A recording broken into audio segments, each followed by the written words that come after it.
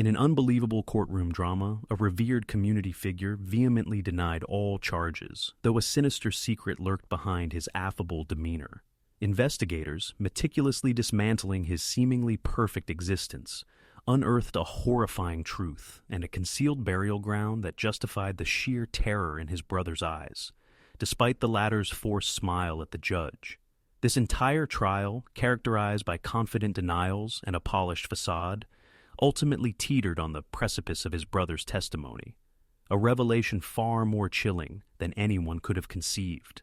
Some evils don't manifest with dramatic fanfare. Instead, they emerge with a disarming smile and a reassuring touch.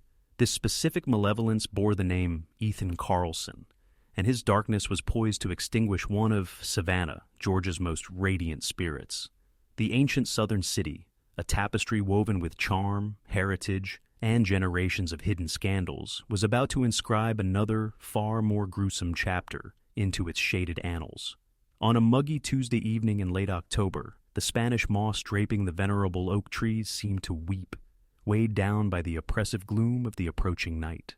24-year-old Ella Powell, a pediatric nurse renowned for her boundless empathy, was making her way home after an arduous 12-hour shift. Her car, a dependable yet aging sedan, sputtered to a halt on a hushed, tree-lined street, its engine finally succumbing to a long-neglected malady. It was in this vulnerable moment, stranded beneath the dim glow of a flickering street lamp, that a truck pulled up behind her. A man emerged, his face etched with practiced solicitude. Ethan Carlson was, by all accounts, a pillar of his Savannah community, a man whose effortless charm and swift offers of assistance were legendary in his historic neighborhood.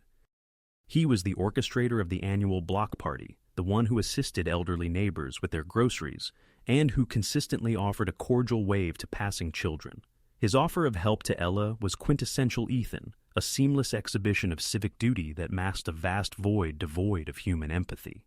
He spoke in soothing tones, assuring her it was no bother at all, a simple act of kindness for a neighbor in distress.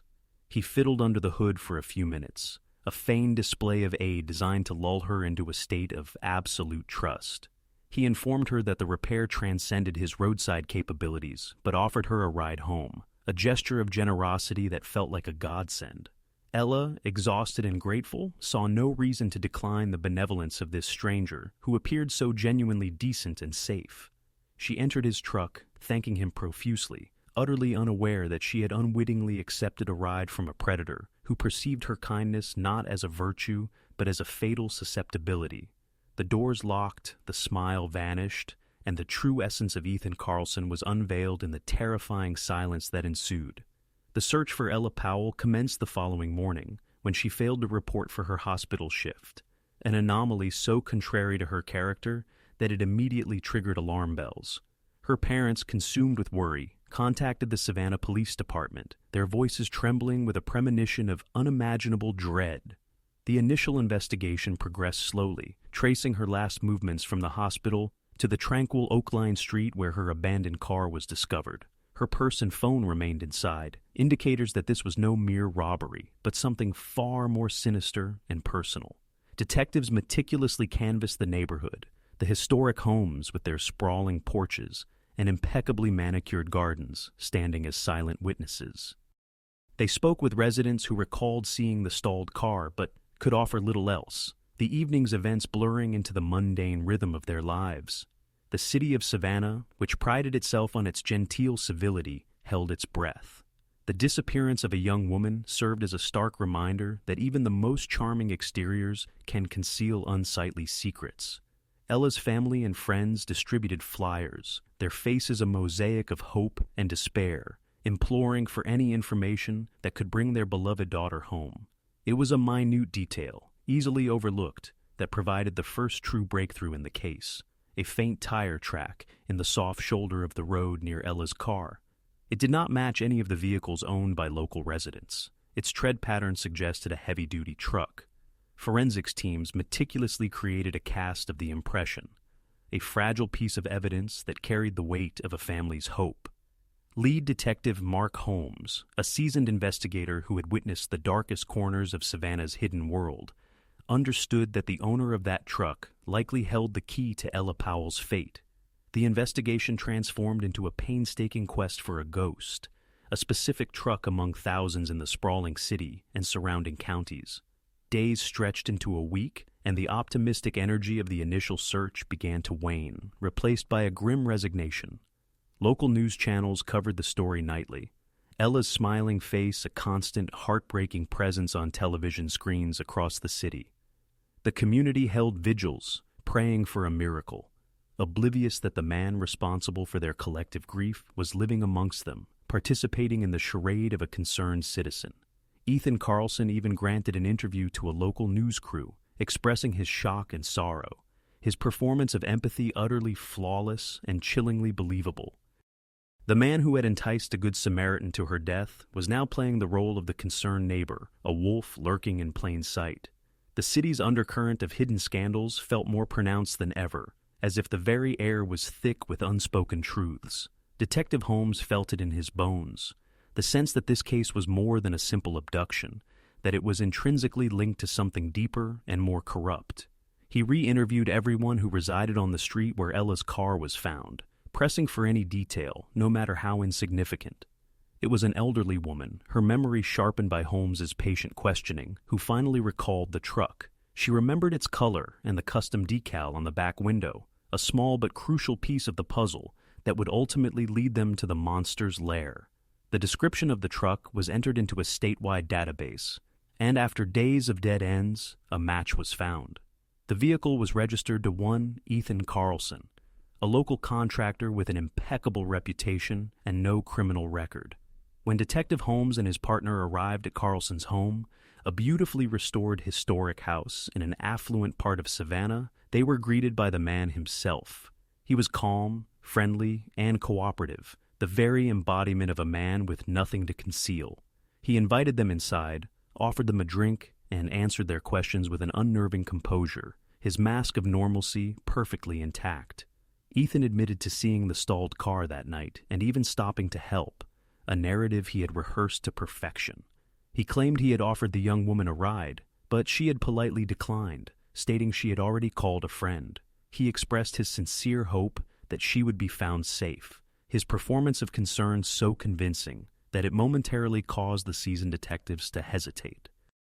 But as they surveyed his immaculate home, a profound sense of unease began to settle in, a feeling that something was deeply amiss beneath the polished surface of this perfect life. The stark contrast between the man's charming exterior and the horrific crime they were investigating was jarring. This was the challenge of evil in a place like Savannah, where politeness and appearances were paramount. The city's history was replete with tales of powerful families and their hidden scandals, of dark deeds perpetrated behind the closed doors of magnificent homes. Detective Holmes knew that the most dangerous monsters were not those who looked the part, but those who looked just like everyone else. And as Ethan Carlson smiled, his eyes utterly devoid of any semblance of a soul, Holmes knew he was standing in the presence of a predator of the highest caliber. The initial interview with Ethan Carlson yielded nothing but a polished and plausible story. Yet, Detective Mark Holmes couldn't shake the feeling of profound unease. He secured a warrant to search Carlson's truck and property, a step based on the tenuous link of the tire tracks and the elderly witness's recollection. It was during this search that the first crack in Carlson's facade appeared, a small dark red stain on the passenger side, floor mat of his truck. To the naked eye, it was almost invisible, but to the forensic team, it was a beacon, a silent testament to a violent struggle that would be impossible to explain away.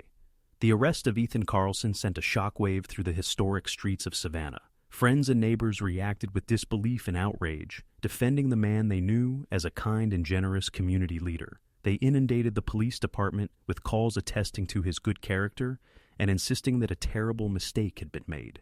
This public defense was the very foundation of Carlson's predatory strategy. He had constructed a fortress of goodwill around himself, a shield of public opinion that he believed was impregnable. When Detective Holmes and his team arrived to take him into custody, Ethan displayed no emotion, no surprise, no fear. He simply nodded as if anticipating their arrival, and calmly asked for a moment to retrieve his jacket. There was no resistance, no panic denial, just a chilling and unnatural calm that was more incriminating than any outburst could have been. As he was escorted from his house in handcuffs past the gawking neighbors and flashing news cameras, a faint, almost imperceptible smirk played on his lips. The intense gaze of the man conveyed not merely a participant in the unfolding drama, but its sole orchestrator. Within the stark, windowless confines of the interrogation room, Ethan Carlson maintained an unblemished composure. He sat perfectly still, hands placidly resting on the metallic table, his posture emanating an air of casual confidence. He steadfastly refused to utter a single word, responding to Detective Holmes's inquiries with nothing more than a steady, unnerving stare. The sole audible sound from his side of the table was the soft, rhythmic tapping of his finger, a palpable display of bored impatience that gnawed at the nerves of the seasoned investigators. He presented himself as a man utterly in command, or so he genuinely believed. As the hours inexorably passed, the interrogation metamorphosed into a fierce battle of wills, a silent war unfolding across the small metal table. Detective Holmes meticulously presented the accumulating evidence, the distinctive tire tracks, a witness's positive identification of Carlson's truck, and a suspicious crimson stain discovered on his floor mat. With each fresh piece of information, Ethan's only reaction was a widening smirk, a gesture of pure, unadulterated contempt. It was a look that unmistakably suggested an exclusive knowledge, an inner amusement at their futile efforts to penetrate his self-assured facade.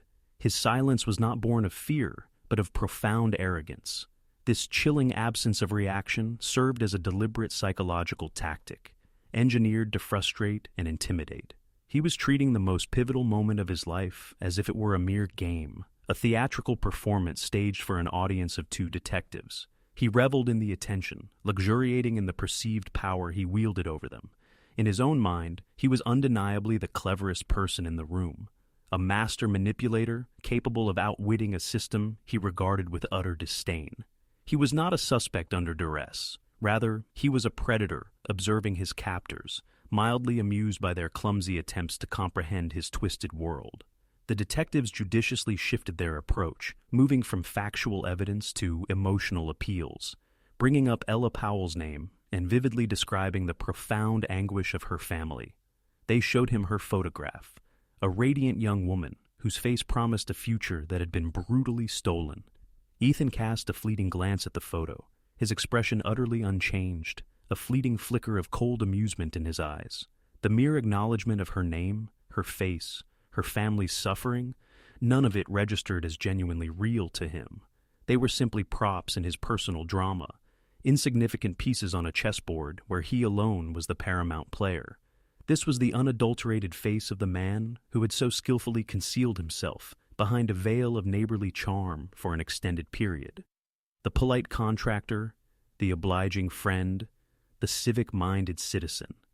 It had all been an elaborate masquerade. The genuine Ethan Carlson was this man in the interrogation room, a silent, smirking void, a black hole of narcissism who felt absolutely nothing for the myriad lives he had so callously destroyed. His palpable enjoyment of the entire process, a sickening energy that permeated the small room, inflicted a deep professional chill upon the detectives. He was not merely guilty, he epitomized evil, and he desired them to unequivocally grasp that truth. As the interrogation stretched into its 10th grueling hour, the forensic laboratory delivered the preliminary results concerning the stain from the truck. It was human blood, and although a comprehensive DNA profile would necessitate additional time, its mere presence was damning. When Detective Holmes presented this critical information, a noticeable alteration in Ethan's demeanor occurred. The smirk didn't vanish, but it sharpened, becoming distinctly more malicious. For the first time, he leaned forward, breaking his silent vigil, and whispered a single, chilling question. "Is that all you have?" It was a provocative taunt, a direct challenge hurled by a man convinced he had executed the perfect crime. He dared them to unearth more, absolutely confident they never would. His unwavering belief in his own intellectual superiority was absolute, a foundational component of his psychopathy. He wasn't denying the crime, he was reveling in it, savoring the cat-and-mouse game he was orchestrating with law enforcement. He perceived himself as an apex predator, and them as lesser beings incapable of comprehending his genius. The decisive action was taken to charge him with abduction and murder, even as the hoped-for confession remained unuttered. As he underwent formal processing, fingerprinted and photographed, his smirk remained unbroken. He stared directly into the camera for his mugshot, his eyes ablaze with a triumphant gleam. He was no longer Ethan Carlson, the obliging neighbor from Savannah. He was transforming into a local celebrity, a monstrous figure whose name would be whispered with a mixture of fear and fascination. And in his twisted narcissistic mind, this burgeoning infamy constituted a profound victory.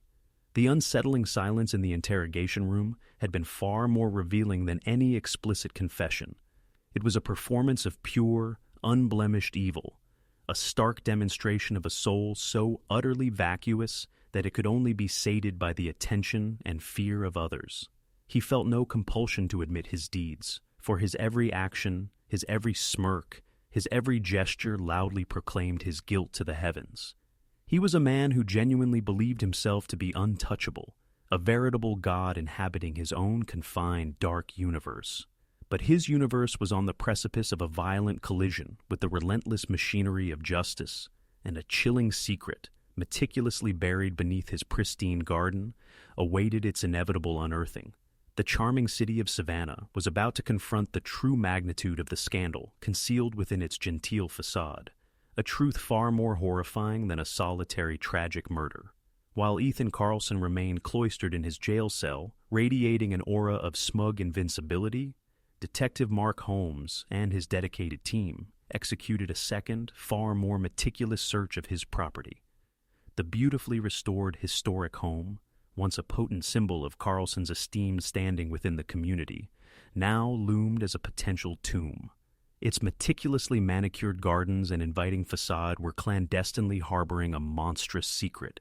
The initial search had primarily focused on the house and the truck, but Holmes, deeply unsettled by Carlson's arrogant demeanor, felt an intense instinctual conviction that something more profound was yet to be discovered, something that would unequivocally explain the terrifying emptiness in the suspect's eyes. The search commenced in the backyard, an expanse maintained with the same fastidious precision as the remainder of the property. A pristine lawn, vibrant flower beds, and a masterfully handcrafted stone patio all spoke volumes about a man who took immense pride in his home. But as the team began to meticulously probe the grounds, they discerned an area near the back fence, partially obscured by a dense row of hedges, where the earth appeared to have been recently disturbed.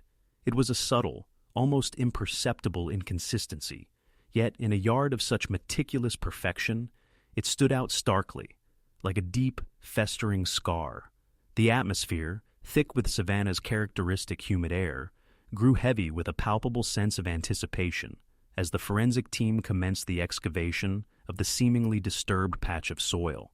The shovels cut into the rich, dark earth, with each scoop revealing nothing but more dirt. For a fleeting moment, it seemed as though Holmes's hunch might prove erroneous. Then, one of the shovels struck something solid with a dull, sickening thud. The digging became significantly more delicate, the team transitioning to hand trowels and fine brushes, meticulously removing the soil layer by agonizing layer.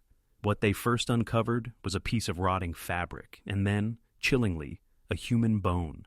A collective gasp rippled through the assembled officers as the horrifying reality of their discovery gradually began to sink in. This was unequivocally not the final resting place of Ella Powell. The remains were far too decomposed. This was something far older, a secret that had been entombed in this quiet, respectable yard for countless years. The excavation pressed on with a grim, methodical urgency, the once charming southern garden inexorably transforming into a locus of profound horror. Beneath the first set of remains, they unearthed another, and then yet another. The patch of disturbed earth was not merely a single grave. It was a deep pit, a mass burial site chillingly concealed in plain sight.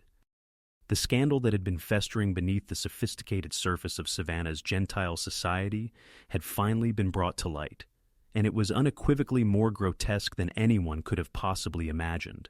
Ethan Carlson was not merely a murderer, he was a prolific serial killer, a predator who had cunningly exploited his friendly, helpful persona to lure victim after victim to their brutal deaths, burying them mere yards from where he so hospitably hosted neighborhood barbecues.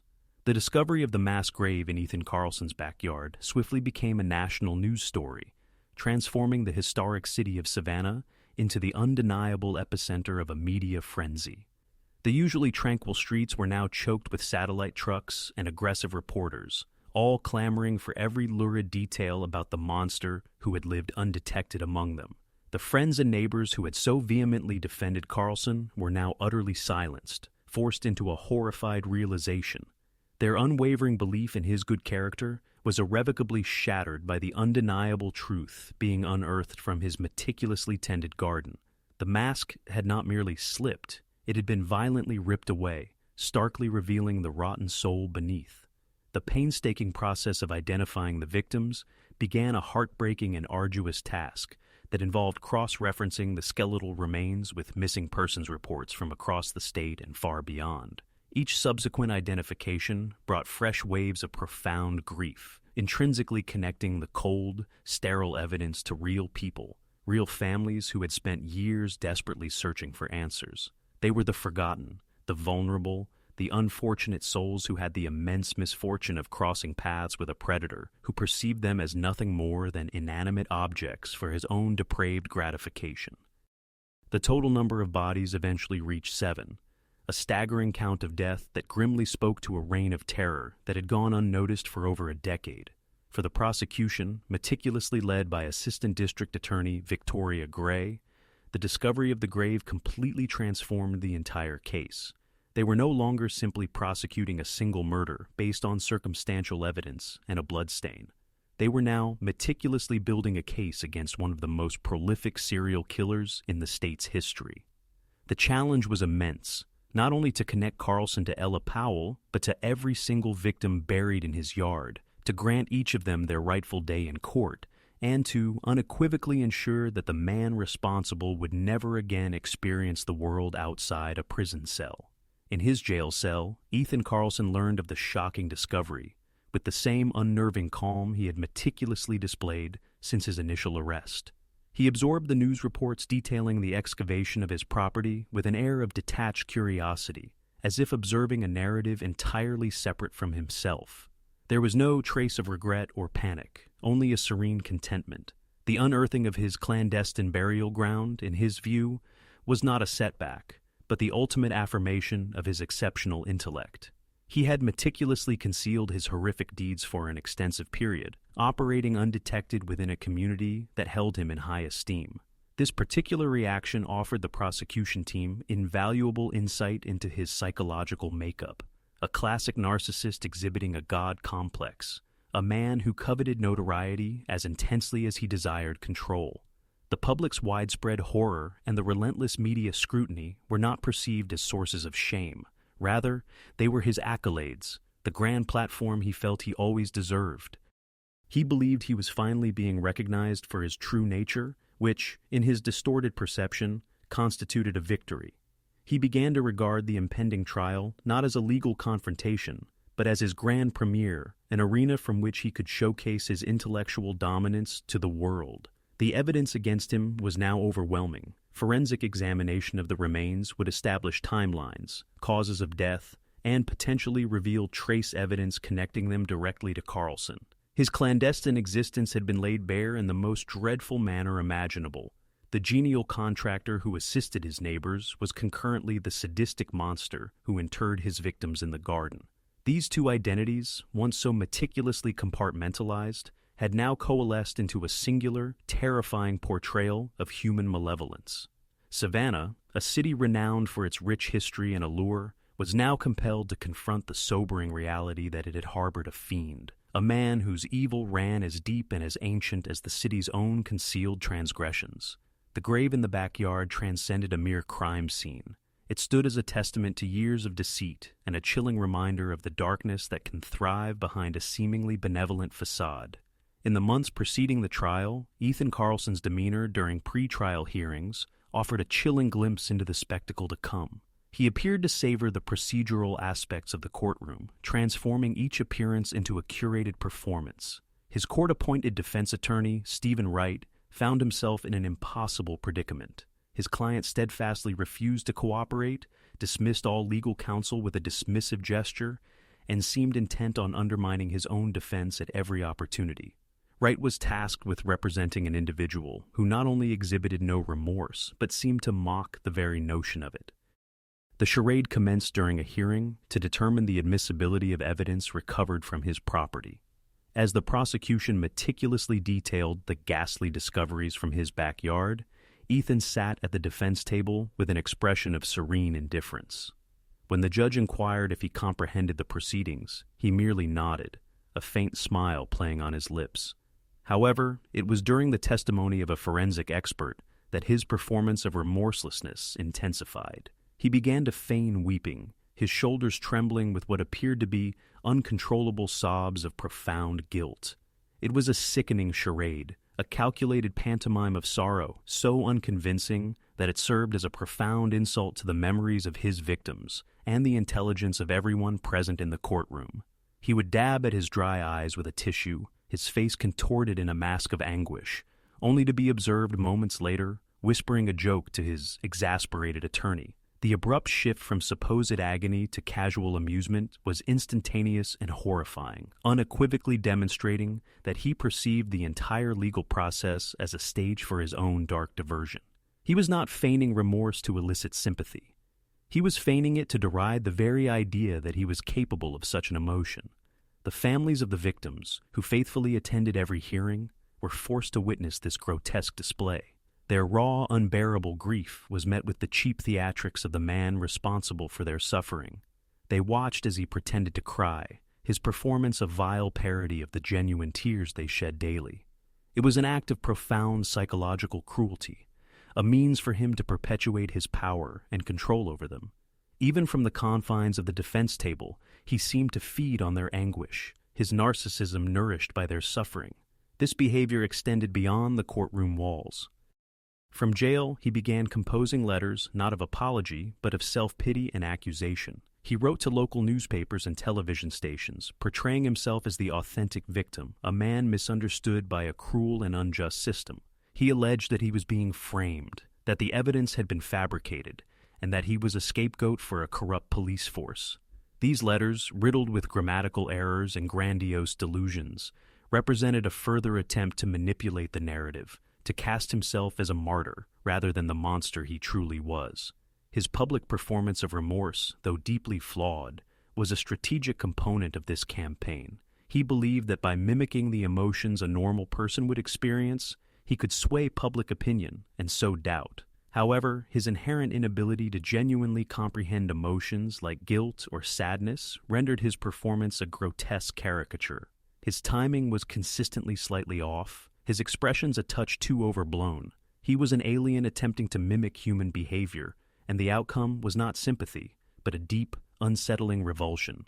During one particularly tense pre-trial hearing, the prosecution presented a piece of evidence discovered in his home, a small silver locket belonging to Ella Powell. As the prosecutor described how it had been a cherished gift from her grandmother, Ethan erupted into his most dramatic display of sobbing. Yet this time his act was so excessively theatrical, so transparently disingenuous, that a wave of audible disgust rippled through the courtroom gallery. Even the judge, a seasoned veteran named Eleanor Ross, observed him with an expression of unconcealed contempt. The mask of remorse was not a mask at all. It was a mirror reflecting his own twisted perception of the world. He viewed emotion as a mere instrument, a weakness in others to be exploited for his own advantage. He was incapable of feeling remorse, so he donned it like a costume, putting it on and taking it off as it suited his purpose. His attempts to feign it were not an indication of a guilty conscience, but rather a testament to a complete absence of one. It was the ultimate manifestation of his psychopathy, a final, insulting dance on the graves of the people he had brutally murdered. His performance was not intended to convince anyone of his sorrow, but to demonstrate to everyone that he was beyond such trivialities, that the rules of human decency did not apply to him. The venerable southern city of Savannah, a place that cherished decorum and sincerity, was about to witness a trial where the defendant's primary strategy was to desecrate the very bedrock of those values with a sickeningly unconvincing and utterly transparent performance of a soul he utterly lacked. The inaugural day of Ethan Carlson's trial unfolded as a media spectacle unparalleled in Savannah's history. The historic courthouse, typically a bastion of quiet dignity, was besieged by reporters, photographers, and a public both appalled and captivated by the proceedings. The atmosphere within the courtroom was dense with a confluence of grief, outrage, and morbid curiosity. The families of the 7 identified victims occupied the front row, a silent, unified tableau of sorrow, their gazes fixed intently on the man who had shattered their lives. When Ethan was escorted into the courtroom, he looked directly at them, a polite, almost affable smile gracing his lips, as if greeting long-lost acquaintances. The trial commenced with the opening statement from Assistant District Attorney Victoria Gray. She stood before the jury, her voice unwavering and grave, and painted a vivid portrait of a man who had mastered the art of deception. She depicted him as a predator lurking in plain sight, a man who exploited his community's trust as his hunting ground. Her words were potent and precise, outlining the strategic path of the case she intended to construct, a case to be built upon a mountain of forensic evidence and the testimonies of those who knew him best. The initial witness called to the stand was Ella Powell's mother, a woman whose countenance was etched with a grief so profound it appeared to have aged her a decade in a mere few months. She spoke of her daughter's inherent kindness, her fervent passion for nursing, her infectious laughter. Her testimony presented a heartbreaking depiction of a life brutally extinguished, a future cruelly erased. She recounted the final conversation she had shared with her daughter, a simple, loving exchange that now resonated as a sacred memory. The courtroom fell silent, every individual in the room captivated by the raw, unfiltered anguish of a mother's devastating loss. As Mrs. Powell spoke, her voice trembling but unbroken, she described the day she purchased the silver locket, later found in Ethan's home, for Ella. She spoke of how Ella had never removed it, how it symbolized their family's enduring love. It was precisely at this emotional crescendo of her testimony that a jarring sound shattered the solemnity of the room. From the defense table erupted a short, sharp bark of laughter. It was a sound of pure, unadulterated contempt, a sound of amusement in the face of unbearable suffering. Every head in the courtroom snapped towards Ethan Carlson. He was reclined in his chair, a wide, chilling grin plastered across his face, his eyes sparkling with mirth. His own lawyer, Stephen Wright, regarded him with a mixture of horror and indignation, whispering frantically for him to cease. But Ethan disregarded him, his gaze fixed on Mrs. Powell, relishing the shock and pain his laughter had inflicted. It was a moment of pure, unmasked evil, a deliberate act of psychological torment performed for a captive audience. The outburst was so shocking, so utterly devoid of any semblance of human decency, that Judge Ross was compelled to slam her gavel down to restore order. She admonished Ethan in the sternest possible terms, her voice shaking with rage, cautioning him that any further such display would result in his removal from his own trial. Ethan simply nodded, his smile receding to his customary polite expression, as though the preceding events were inconsequential. The facade was reinstated, yet everyone present had glimpsed the sinister entity lurking beneath. This infuriating display irrevocably shaped the trial's trajectory, unequivocally signaling that Ethan Carlson had no intention of assuming the role of a remorseful defendant. He was poised to be an active participant in the proceedings, a saboteur of decorum, a tormentor of the grieving. His laughter amounted to a declaration of war against the very tenets of justice, an assertion that he harbored no fear of repercussions because he held no respect for the legal system or the individuals it was established to safeguard. The incident marked a critical turning point for the jury. Any lingering doubt, any possibility that this charismatic, well-regarded individual might be the victim of a grave error, was utterly extinguished by that single, chilling laugh. They had seen and heard with their own senses the profound darkness within his spirit. They had witnessed a man capable of finding amusement in a mother's heartfelt remembrance of her murdered daughter. From that instant forward, the trial pivoted away from questions of guilt or innocence and became solely focused on the methodical process of holding a monster accountable for his transgressions. For the families, the outburst represented yet another wound, an additional layer of cruelty inflicted upon their already excruciating sorrow. Nevertheless, it also brought a peculiar form of validation. It affirmed that the perpetrator of their loved one's murders was utterly devoid of human empathy in any meaningful sense. He was a being of unadulterated malice, and his blatant exhibition of it in court, agonizing though it was to observe, solidified their determination to see him punished to the absolute limits of the law. The charming city of Savannah, renowned for its refined customs, had never encountered such an audacious display of contempt within its halls of justice. The trial had commenced, and the defendant had already revealed his true visage, the laughing, unrepentant face of pure malevolence. In the days succeeding Ethan Carlson's disturbing outburst, Assistant District Attorney Victoria Gray diligently started building her case, presenting a formidable array of forensic evidence that unequivocally linked him to the 7 victims discovered on his property. Forensic fibers, hair samples, and soil analysis conclusively connected each victim to his residence and vehicle. The prosecution's narrative unfolded with clarity and precision, portraying a serial predator who had operated with terrifying exactitude for more than a decade. However, Gray understood that to truly convey the profound extent of Carlson's depravity, the jury needed to grasp the intensely personal nature of his cruelty. The most impactful moments of the trial did not originate from the scientific experts, but from the evidence that spoke volumes about the lives tragically cut short. Gray introduced personal effects discovered within a concealed lockbox in Carlson's basement, a clandestine collection of mementos he had confiscated from his victims.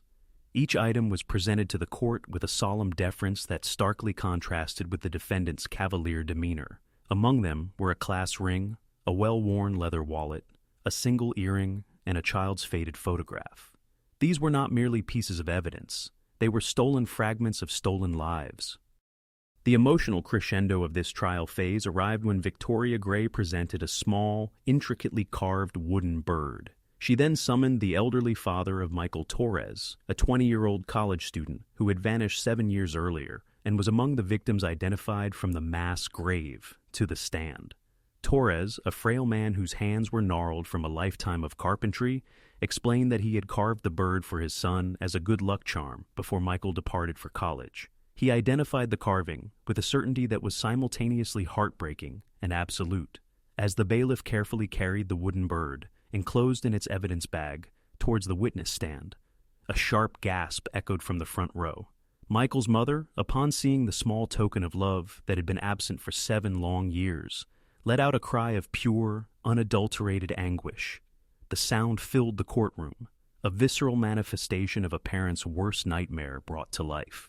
It was a sound of acute recognition, of profound loss, and of the horrifying confirmation that her son's final moments were spent with the monster seated mere feet away. Ethan Carlson observed this display of parental agony with the detached curiosity of a scientist scrutinizing an experiment. He tilted his head slightly, a faint, analytical smile playing on his lips, as if attempting to comprehend the strange, loud noise the woman was emitting. He felt no empathy, no compunctions, only an overwhelming sense of superiority. The bird was his trophy, a stark symbol of his power and his triumph over Michael Torres. Witnessing the pain it inflicted upon the family was merely an added bonus, a confirmation of the immense scope of his actions. This moment delivered a potent mid-trial revelation, not by unveiling new facts about the crime, but by so vividly illustrating the defendant's utter lack of a soul. The trophy was not merely an object. It was a symbol of his compulsion to possess and control, to dehumanize his victims by reducing their existence to a mere trinket in a box. It conveyed to the jury that these were not crimes of passion or impulse. They were the calculated actions of a collector, a hunter who savored the spoils of his conquests. The discovery and presentation of these trophies evolved into a recurring and devastating theme in the prosecution's case. For each victim, there was an item, a personal touchstone linking them to their families and their lives. And for each item, a family member had to take the stand and identify it, reliving their loss in the most public and agonizing manner imaginable. Each piece of testimony served as a dagger to the hearts of the families, yet simultaneously it hammered another nail into Ethan Carlson's legal coffin. The stark contrast between the sacredness of these objects to the families and their profane status as trophies for the killer was acutely apparent to everyone in the courtroom. It spoke to the vast, unbridgeable chasm between good and evil, between love and its complete absence. Savannah, a city deeply reverent of history and heirlooms, was witnessing a man who had perverted that very concept, crafting his own dark museum of stolen memories. The evidence presented was not merely proof of his guilt. It was a window into the terrifying emptiness of his soul, a place where human lives were valued only as collectibles. The trial was no longer solely about Ethan Carlson's actions, but about his very essence. And the trophies he hoarded profoundly demonstrated that he was a monster who collected souls. Stephen Wright, Ethan Carlson's defense attorney, found himself engaged in a legal battle that was not only unwinnable, but professionally nightmarish. His client was actively antagonistic towards his own defense. The evidence against him was overwhelming, and the jury had already personally witnessed the defendant's chilling lack of humanity. Wright's sole feasible strategy was to attempt to inject some shred of reasonable doubt, however tenuous, by arguing that the investigation had been shoddy and that his client was a victim of circumstances. To achieve this, he needed to present at least a semblance of a credible defense, which necessitated calling witnesses who could attest to Ethan's character. The defense's case commenced with a succession of character witnesses, former friends and neighbors who, despite the horrific revelations, still clung to a favorable image of the man they believed they knew. They spoke of his generosity, his community spirit, and his perpetual willingness to help. Their testimony was hesitant and uncomfortable, a desperate attempt to reconcile the admired man with the monster on trial. Ada Victoria Gray meticulously dismantled their testimony during cross-examination, compelling them to concede their complete ignorance of Ethan's activities behind closed doors. The turning point for the defense, and the moment their entire narrative collapsed, came when Stephen Wright called Andrew Carlson, Ethan's younger brother, to the stand. Andrew was poised to be the defense's star character witness, the one individual who could theoretically provide a lifetime of context to portray a troubled but ultimately decent man. He was visibly nervous as he took his seat, his resemblance to his brother uncanny, yet his eyes held a haunted, fearful expression that sharply contrasted with Ethan's cold confidence. Stephen Wright began his direct examination, his questions meticulously designed to elicit anecdotes of brotherly affection and a normal, loving upbringing. He asked Andrew to describe Ethan's role as an older brother, anticipating tales of guidance and protection. Andrew's responses were clipped and evasive, his gaze continually darting between the floor and his brother at the defense table.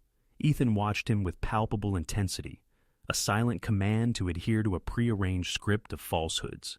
Then Wright posed a seemingly innocuous question. "Can you tell the jury about Ethan's reputation for honesty?" Andrew hesitated, a bead of sweat tracing a path down his temple. He opened his mouth to speak, but no words emerged. He looked at his brother, whose encouraging smile had morphed into a subtle, menacing glare. In that precise moment, the years of fear and silent complicity appeared to crumble under the oppressive weight of the truth. Andrew drew a deep, shuddering breath, then turned to the jury, his eyes a mixture of terror and resolve. "My brother," he began, his voice barely a whisper, "has never been an honest person." A collective murmur of shock rippled through the courtroom. Stephen Wright looked as though he had been physically struck, his painstakingly constructed defense disintegrating in real time. He attempted to intervene to regain control of his witness, but Andrew was no longer listening. The dam of silence had fractured. "He was always cruel," Andrew continued, his voice steadily growing stronger. "He used to hurt animals when we were kids. He told me it was our secret." He proceeded to describe a specific incident from their childhood, a story of shocking cruelty involving a neighbor's dog that Ethan had tortured. Andrew carefully guarded a dark secret for more than 3 decades, a memory that festered within his consciousness. He ascended the witness stand, ostensibly to extol his brother's character, yet instead, he confessed to a lifelong awareness of his brother's sinister true nature. This testimony proved a catastrophic misstep for the defense, as their cornerstone character, witness inadvertently provided the prosecution with a classic illustration of nascent psychopathic behavior, a critical piece of the psychological puzzle. Ethan Carlson, until then impassive, visibly faltered, his facade of composure finally crumbling. A raw, unbridled fury blazed in his eyes, his knuckles whitening as he clenched the defense table. He had been betrayed by the one individual he believed remained within his grasp. Victoria Gray's cross-examination was concise and devastating. She had no need to assail Andrew directly. She simply allowed him to unburden himself of the long-held secrets. He recounted Ethan's manipulative tendencies, his charm always a means to an end, and his profound absence of empathy. This testimony blindsided everyone, particularly the defense. Andrew had been summoned to rescue his brother, but instead he chose to reclaim his own integrity, to finally speak the truth, regardless of the consequences. The defense's case imploded entirely. They had presented their witness as proof of Ethan's virtuous character, only for that same witness to expose him as a budding monster from childhood. The narrative took a stunning turn, a pinnacle of courtroom drama that sealed Ethan Carlson's fate more decisively than any forensic evidence could have. The jury now grasped not just the crimes, but the genesis of the perpetrator. Savannah, a city renowned for its charm, harbored its own deep-seated scandals, but none as profoundly dark as the secrets concealed within the Carlson family, secrets now forcefully dragged into the unforgiving light. With the defense's strategy in shambles and Ethan Carlson's culpability undeniable, the trial progressed to its final, most emotionally charged phase, the victim impact statements. This segment marked a decisive shift in focus from the aggressor to the lives he had shattered, providing families an opportunity to address the court and the killer directly. One by one, family members approached the stand, their voices thick with sorrow, to speak of their lost loved ones. They shared personal narratives, cherished memories, and photographs, each testimony representing a poignant and potent affirmation of a life cruelly stolen. The courtroom transformed into a vessel of collective grief. A father recounted his son, a brilliant young man with a passion for music, whose guitar now lay silent in his vacant bedroom. A sister wept as she described her older sibling, her protector and closest friend, who would never accompany her down the aisle. A husband delivered a heart-wrenching tribute to his wife, his high school sweetheart, narrating a love story brutally sundered. The jury listened intently, many openly weeping, as the trial's sterile formality yielded to raw, unfiltered human suffering.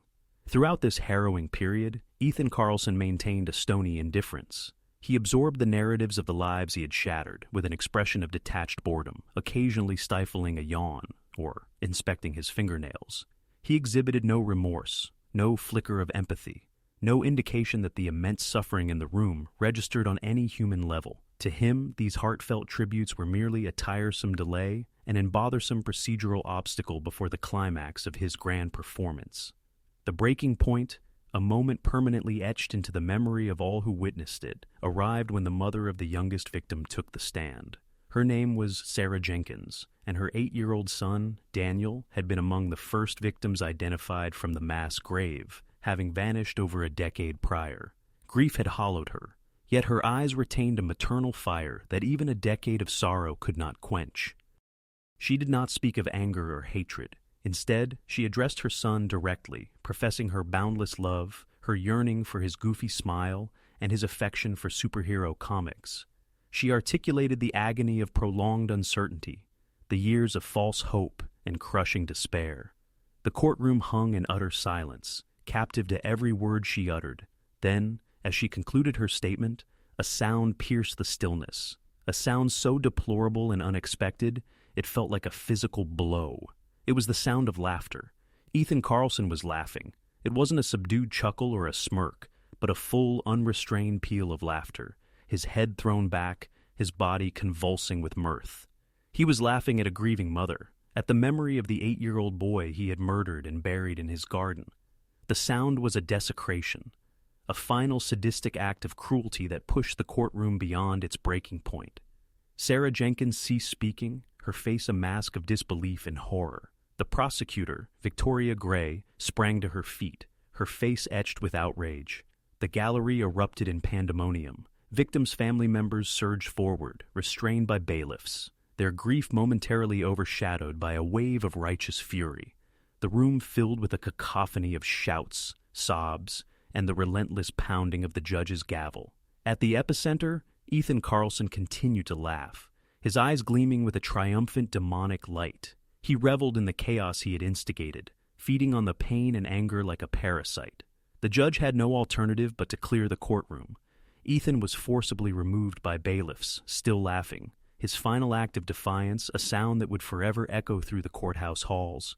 The breaking point had not just been reached, but utterly shattered. There was no longer pretense, no more legal maneuvering, only the raw, undeniable reality of a man who was not merely a killer, but a creature who found joy in human suffering.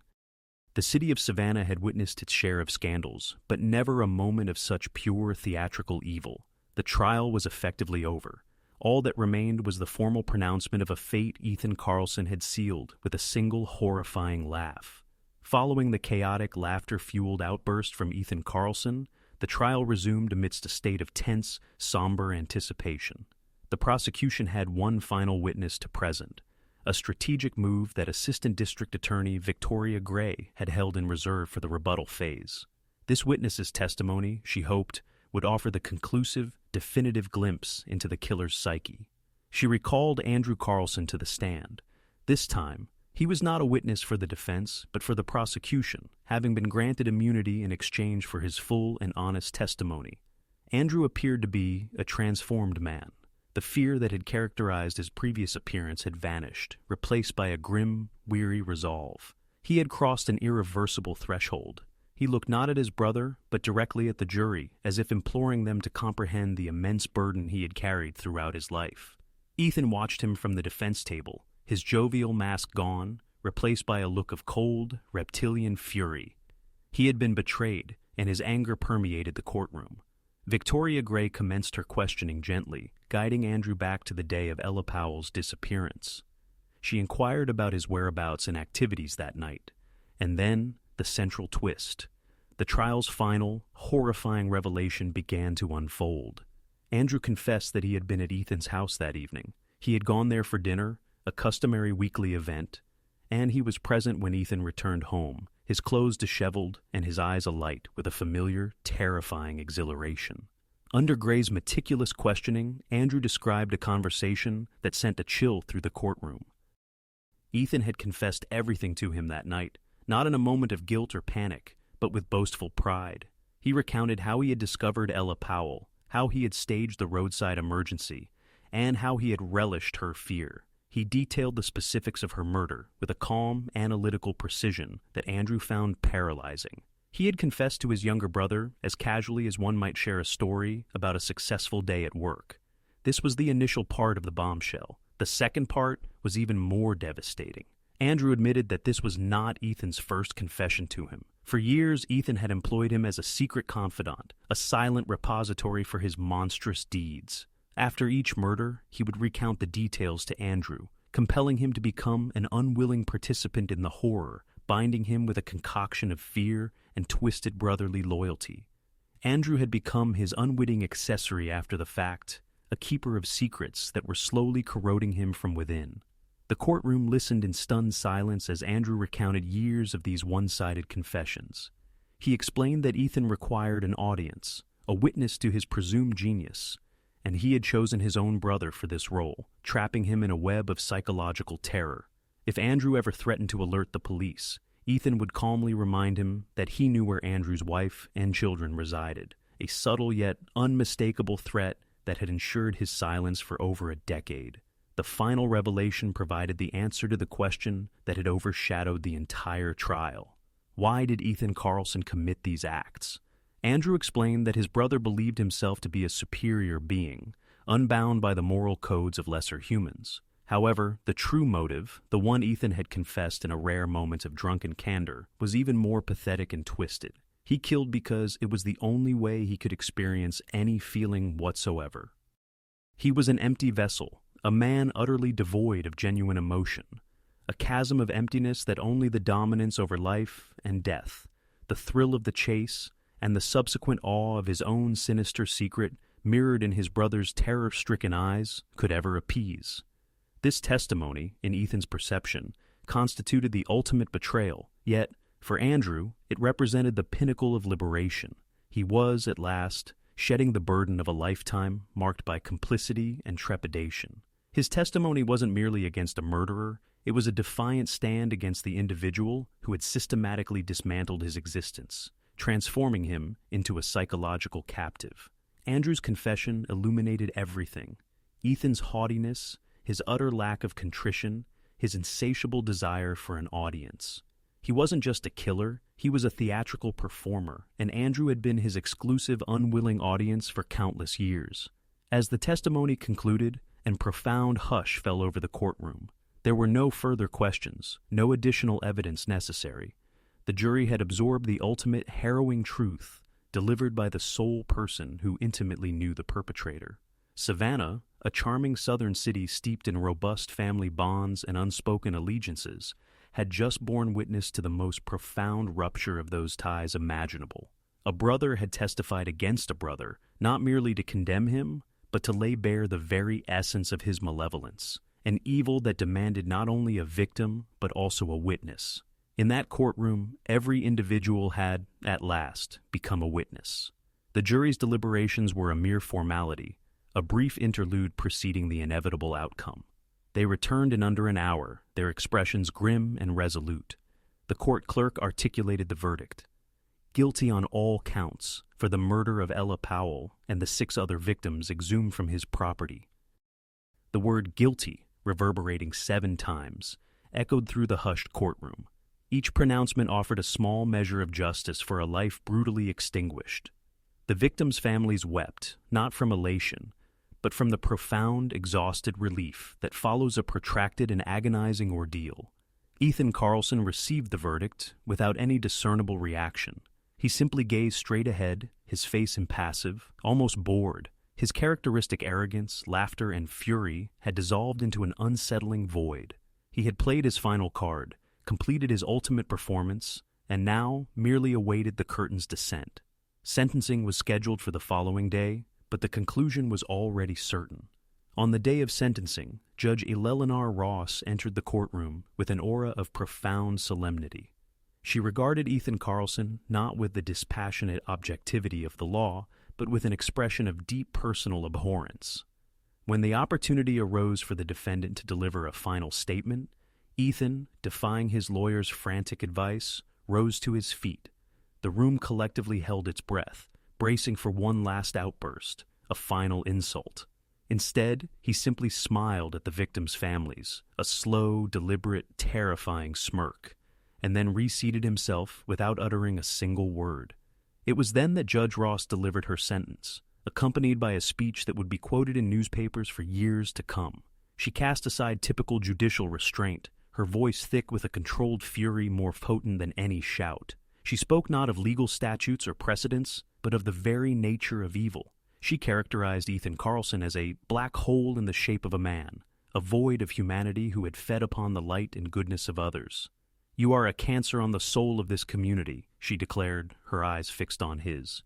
"You exploited the very best of human nature, kindness, trust, compassion, and wielded it as a weapon. You have demonstrated to this court, this community, and the families you have shattered that you possess not a single shred of remorse, empathy, or decency. You are a predator who found joy in suffering, and for that, you deserve nothing less than to be permanently removed from the human race for the remainder of your life." She sentenced him to 7 consecutive life sentences without the possibility of parole, plus an additional 100 years, guaranteeing his demise in prison. With each life sentence she read, she vocalized the victim's name, granting them the final word: "For the life of Ella Powell, for the life of Michael Torres, for the life of Daniel Jenkins." It was a powerful, solemn litany, reclaiming their identities from the man who had endeavored to reduce them to mere trophies. As the sentence was pronounced, Ethan Carlson's serene facade remained unbroken. He displayed no emotion, no disappointment, no fear. He had been rendered utterly powerless, his capacity to inflict pain and chaos finally stripped away by the relentless machinery of the law. As the bailiffs approached to escort him from the courtroom for the final time, he performed an act that would become the trial's lasting, chilling image. He turned slowly and directed his gaze toward the front row, where the victims' families huddled together. His polite, neighborly smile resurfaced, the same smile he had employed to ensnare so many to their doom. And then, as he was led through the door and out of their lives forever, he offered one last terrifying smirk. It was a final, silent message of contempt, a promise that even incarcerated, the memory of his evil would endure. The monster was caged, but the smirk would plague their nightmares, a definitive testament to a man rotten to his very core. The trial was concluded, and the city of Savannah, irrevocably scarred by the scandal, could finally begin the long, arduous process of healing.